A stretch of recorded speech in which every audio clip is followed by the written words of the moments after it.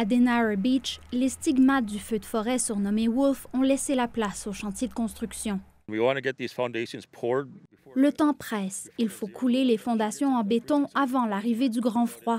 Sinon, le chantier devra s'interrompre jusqu'au printemps, explique Clayton Siwap.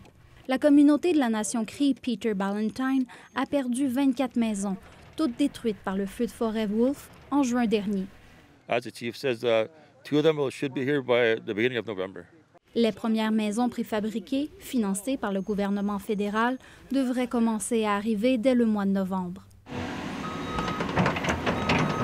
D'autres pourraient attendre plus longtemps avant d'avoir un nouveau toit au-dessus de leur tête. À quelques minutes de là, Dustin Tremblay et Joanne Churchill contemplent le vide sanitaire de leur future maison. La reconstruction de leur habitation va bon train.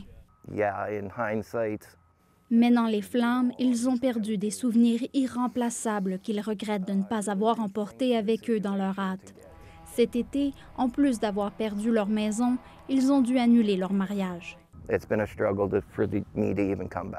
Leur retour a été difficile, confie Dustin Tremblay. Et le temps n'a pas effacé une certaine colère ainsi que l'incompréhension face à la gestion du feu Wolf. Personne ne devrait avoir à vivre ça, affirme le sinistré, qui ajoute qu'il pense que les autorités ont réalisé des erreurs.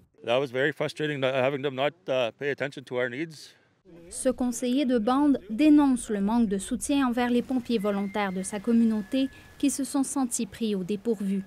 Leurs efforts ont été tout de même récompensés. Une dizaine d'habitations ont pu être sauvées. L'incendie n'a toutefois pas eu raison de la communauté.